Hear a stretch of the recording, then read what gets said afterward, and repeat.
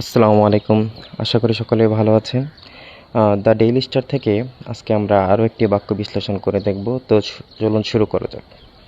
তো এই উক্ত বাক্যটিতে বাংলাদেশ এটা হচ্ছে আমার সাবজেক্ট, যেটা একটি নাউন। কারণ হচ্ছে ই হ্যাজ বিন উইটনেসিং, এটা হচ্ছে আমার বাক্যের ভার্ব। আমরা জানি ভার্বের আগে সাবজেক্টের জায়গা, তাই বাংলাদেশ হচ্ছে আমার এখানে সাবজেক্ট। আর হ্যাজ বিন উইটনেসিং এটা হচ্ছে আমার ভার্ব ফ্রেজ, কারণ হচ্ছে এখানে একাধিক ভার্ব মিলে একটি ভার্বের মতো কাজ করতেছে। তারপর কি বাংলাদেশ কি প্রত্যক্ষ করছে? উইটনেস মানে হচ্ছে প্রত্যক্ষ করা অথবা কোনো কিছু ঘটতে দেখা। তো বাংলাদেশ প্রত্যক্ষ করছে। আর এখানে একটা জিনিস খেয়াল করুন, সেটা হচ্ছে হ্যাজ বিন উইটনেসিং। এটা আছে হচ্ছে প্রেজেন্ট পারফেক্ট কন্টিনিউয়াস টেন্স। তো নর্মাল হচ্ছে কোন একটা কাজ যখন অতীতে শুরু হয়েছিল, বর্তমানে চলমান আছে, এরকম নির্দেশ করতে আমরা প্রেজেন্ট পারফেক্ট কন্টিনিউয়াস টেন্স ব্যবহার করে থাকি। তো বাংলাদেশে বজ্রপাতের যে ব্যাপারটা, সেটা হচ্ছে অতীতেও ছিল, বর্তমানেও চলমান রয়েছে, তাই এখানে তারা প্রেজেন্ট পারফেক্ট কন্টিনিউয়াস টেন্স ব্যবহার করেছে। তো বাংলাদেশ কি প্রত্যক্ষ করছে? এ রাইস, বৃদ্ধি। তো এটা হচ্ছিল আমার ভার্ব। আর এ রাইস এটা হচ্ছে আমার অবজেক্ট। আর এখানে অবজেক্ট হিসাবে ব্যবহার করা হয়েছে একটা নাউন ফ্রেজ, কারণ হচ্ছে আর্টিকেল প্লাস হচ্ছে নাউন, সেটা একটা নাউন ফ্রেজ হিসাবে কাজ করতে পারে। তারপর হচ্ছে এই বৃদ্ধিটা তারা কোথায় লক্ষ্য করতেছে? সেটা হচ্ছে ইন ক্যাজুয়ালিটিস, দুর্ঘটনার যে সংখ্যা অথবা দুর্ঘটনায় এটা তারা বৃদ্ধিটা লক্ষ্য করতেছে। আর এই ইন ক্যাজুয়ালিটিস হচ্ছে একটা প্রিপোজিশনাল ফ্রেজ, কারণ হচ্ছে প্রিপোজিশন প্লাস নাউন, এটা একটা প্রিপোজিশনাল ফ্রেজ।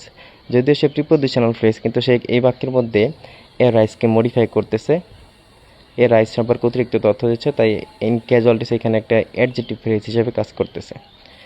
তারপর হচ্ছে কি কারণে এই দুর্ঘটনাটা আমরা বৃদ্ধি লক্ষ্য করতেছি? সেটা হচ্ছে ফ্রম লাইটনিং স্ট্রাইকস, এই বজ্রপাতের কারণে আমাদের যে দুর্ঘটনা, বজ্রপাতজনিত দুর্ঘটনা, এখানে আমরা বৃদ্ধি লক্ষ্য করতেছি।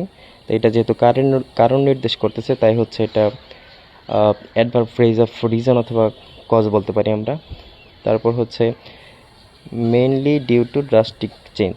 আর এই যে বজ্রপাতের পরিমাণটা, এটা কেন বৃদ্ধি পাচ্ছে? সেটা হচ্ছে আকস্মিক পরিবর্তনের কারণে। যেহেতু এটাও একটা কারণ নির্দেশ করতেছে, তাই এটাকে আমরা বলতে পারি অ্যাডভার্ব ফ্রেজ অফ রিজন। আর এই আকস্মিক পরিবর্তনটা কোথায় খেয়াল করছি আমরা? ইন ওয়েদার প্যাটার্নস, আমাদের যে আবহাওয়ার বৈশিষ্ট্য, সেটার মধ্যে যে আকস্মিক পরিবর্তন, এই কারণে আমরা হচ্ছে বজ্রপাতের পরিমাণ বৃদ্ধি পেয়েছে।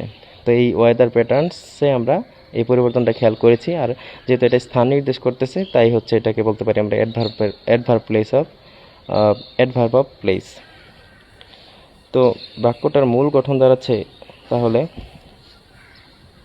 সাবজেক্ট, তারপর হচ্ছে ভার্ব, তারপর হচ্ছে অবজেক্ট, তারপর হচ্ছে বাদ বাকি যা আছে সব হচ্ছে এখানে ফ্রেজ, এটা একটা ফ্রেজ, এটাও একটা ফ্রেজ, তারপর হচ্ছে ওয়েদার প্যাটার্ন, এটা হচ্ছে একটা ফ্রেজ। অর্থাৎ বাক্যের মূল গঠনটা হচ্ছে সাবজেক্ট প্লাস হচ্ছে ভার্ব প্লাস হচ্ছে অবজেক্ট প্লাস হচ্ছে বাকি সব ফ্রেজ। তো আমরা জানি subject plus verb plus object, এটা হচ্ছে একটা অ্যাসার্টিভ সেন্টেন্সের গঠন, তাহলে আমরা এটাকে বলতে পারি অ্যাসার্টিভ সেন্টেন্স। অথবা যেহেতু এই বাক্যের মধ্যে একটি মাত্র ফাইনাইট ভার্ব আছে, এটাকে আমরা বলতে পারি সিম্পল সেন্টেন্স।